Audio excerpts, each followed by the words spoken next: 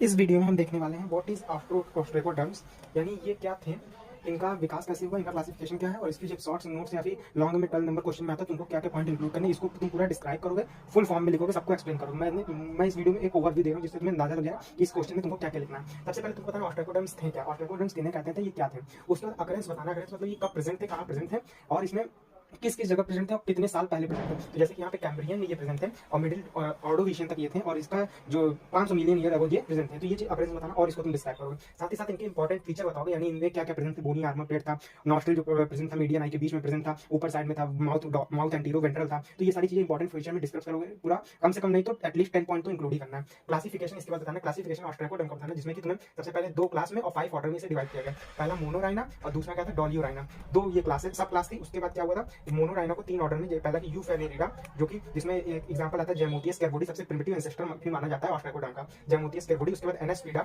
जो कि रेप्टिलिया से डिफरेंट है, वहां पे एनाप्सिडा था, यहाँ पे एनास्पीडा है। तो ये इसका एग्जांपल होगा रिंकोलेपिस। और उसके बाद क्या आता है सिफेलोस्पीडा, जिसका सिफेलोस्पिस। उसके बाद वहां पटेरोस्पीडा, जिसका पेटेनेप्सिस। और उसके बाद कोलियोस्पीडा, जिसका एग्जांपल आता है कोलियोलेपिस।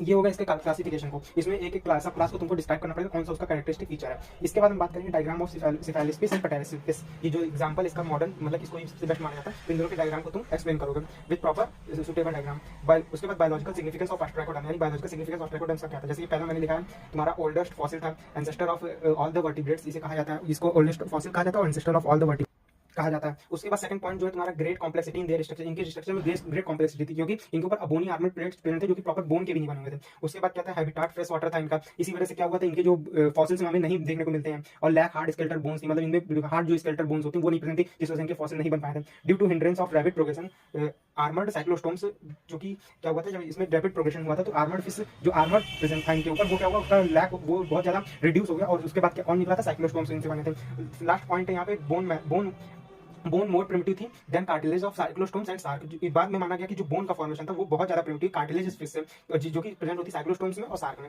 इसके बाद हमने इंटर रिलेशनशिप एंड एफिनिटीज को डिस्कस करना है 2 क्लासेस में।